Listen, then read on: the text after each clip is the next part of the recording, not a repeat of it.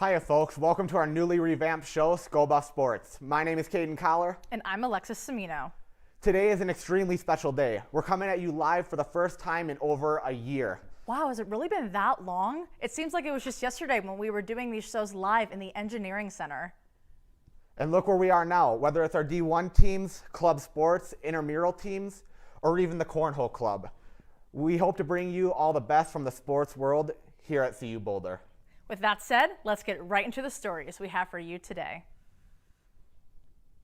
After a promising 2020 campaign, the football team has gone off to a rocky start so far in 2021.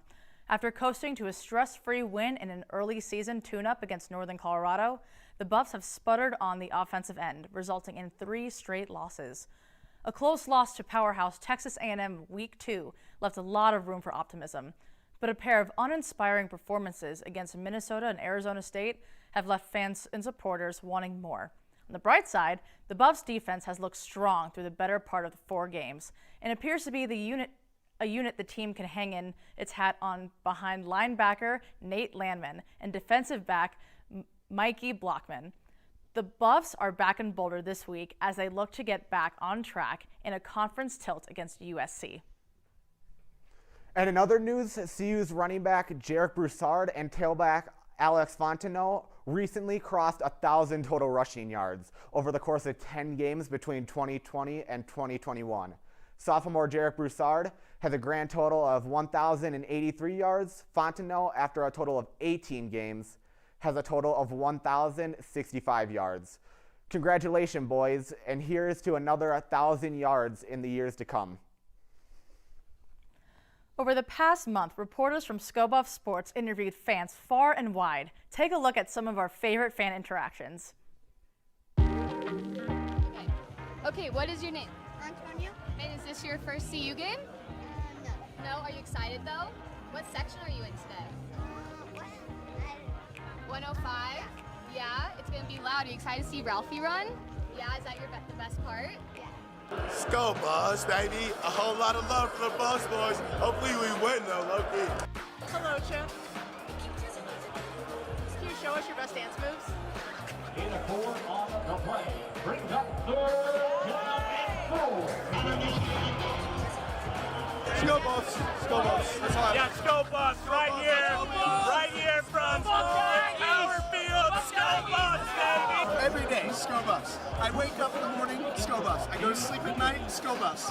I go through the day, we're still there. Let's go Buffs.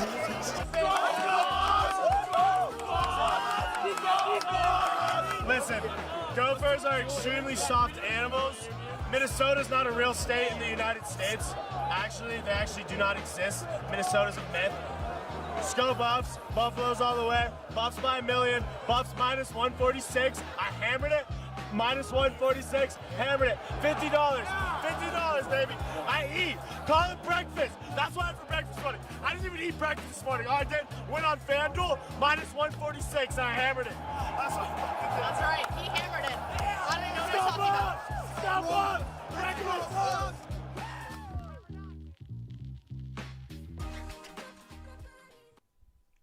Coming up after the break, we'll take a deep dive into the track and cross country season, as well as get into our newest segment of Buff Banter, so don't go anywhere.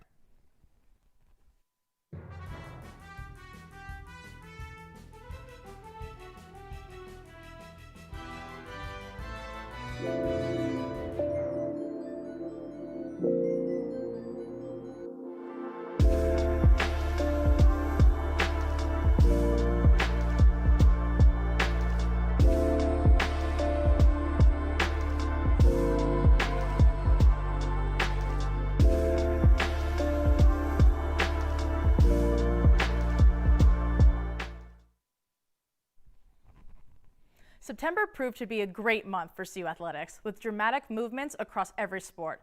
But only one sport could take home this month's Sko Buffs Moment of the Month. This September, the award goes to the Buffs volleyball team.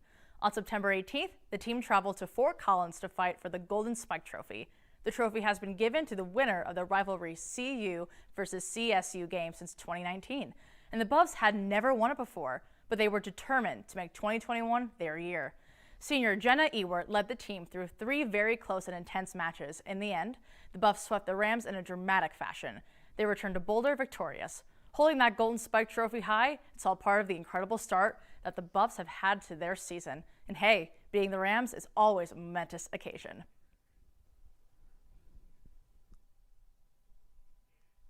Speaking of volleyball, the team had a very exciting series of games the past couple of weeks. They lost their game against the Washington Cougars. However, they managed to sweep the floor against number 15th ranked Utah. A few days later, with dominant performances from players such as Brianna DeLuzio, Jenna Ewert, and Leah Clayton, it's easy to see why the team was just named 24th in the AVCA Division I poll. The 10-1 team will be honoring breast cancer survivors as they take on Oregon tonight at 7 p.m. and will honor mental health awareness when they face Oregon State on Sunday at noon. Despite the loss to Minnesota 2 weeks ago, CU Buffs were treated to something special during halftime.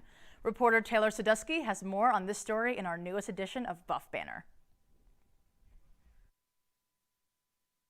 We look forward every Saturday of football season to watch our Buffs on the field or to see Ralphie lead the team in hopes of victory.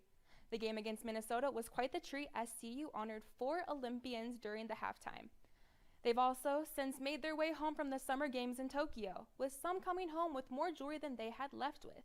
These 4 Olympians all competed in cross country and track and field here at CU. Emma Coburn, a 3-time Olympian, was the first to be honored and was joined by Val Constein, a 2019 graduate. They both competed in the 3,000-meter steeplechase. Joe Klecker, a 2020 graduate, became a first-time Olympian in the 10,000-meter race. Morgan Pearson, the 4th forever Buff to be honored, spent her time here at CU running cross-country and track and field, but competed in the triathlon in Tokyo. Her efforts led her to the podium, where she earned a silver medal. CU also welcomed back over 200 former athletes for the annual track and field and cross-country reunion. These Buffs participated in a golf tournament and toured the athletic facilities. It's truly an honor to see the Buffs on a stage as big as the Olympics. I'm Taylor Sadusky with Sko Buffs Sports. Back at you at the desk, Kaden and Alexa. Thanks, Taylor. Coming up soon, we're going to take a look at how the women's volleyball and soccer team is doing. So don't go away.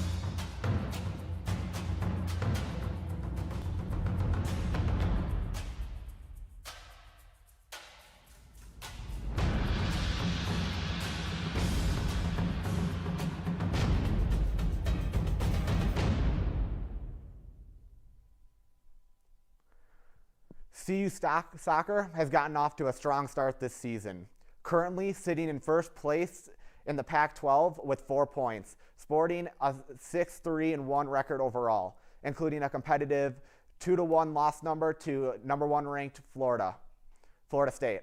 The Buffs have currently shown potential to make some noise on the national stage. Senior Sinead Hopcroft spearheaded the Buffs' offensive attack with 4 goals and 5 assists. And goalies Danny Hansen and Bella Grust have posted 3 shutouts so far this season.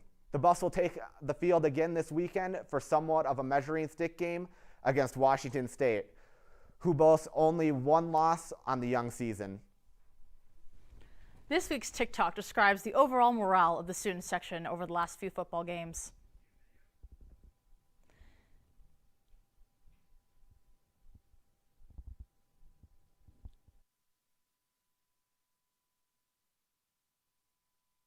Trend stopping anytime soon.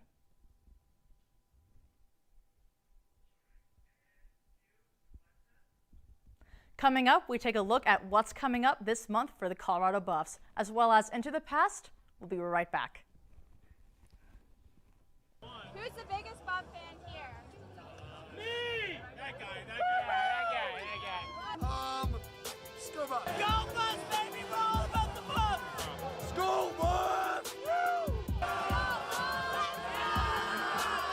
They can't contain us. We're the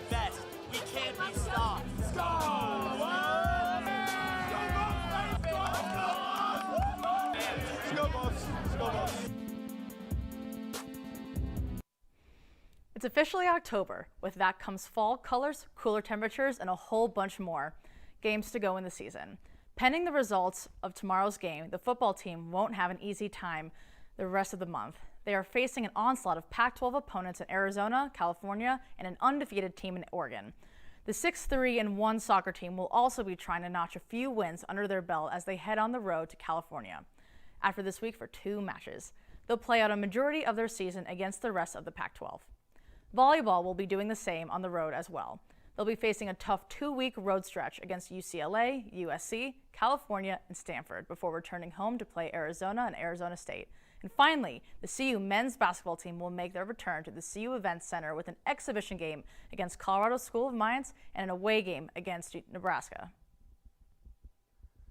It may not be Thursday, but let's throw it back with a blast from the past.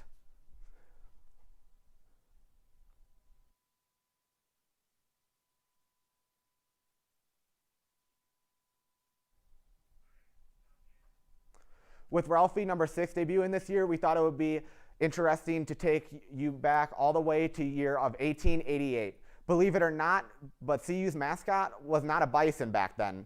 With no formal mascot selected at the time, CU adopted a live, unofficial mascots over the decades, which included a dog, donkey, and even a goat. It wasn't until 1934 that CU would finally adopt a bison as the official mascot. However, the Ralphie tradition wouldn't officially begin until 1966. Ever since then, we've had a unique lineage of 6 bison to take the field, and we can't wait to see what the future holds for our newest 15-month-old buffalo. Well, it looks like this is our first episode of Sko Buffs Sports in the books. Be sure to follow us on Instagram, Twitter, and YouTube at Sko Buffs Sports. Until next time, stay hydrated, stay classy, and Sko Buffs!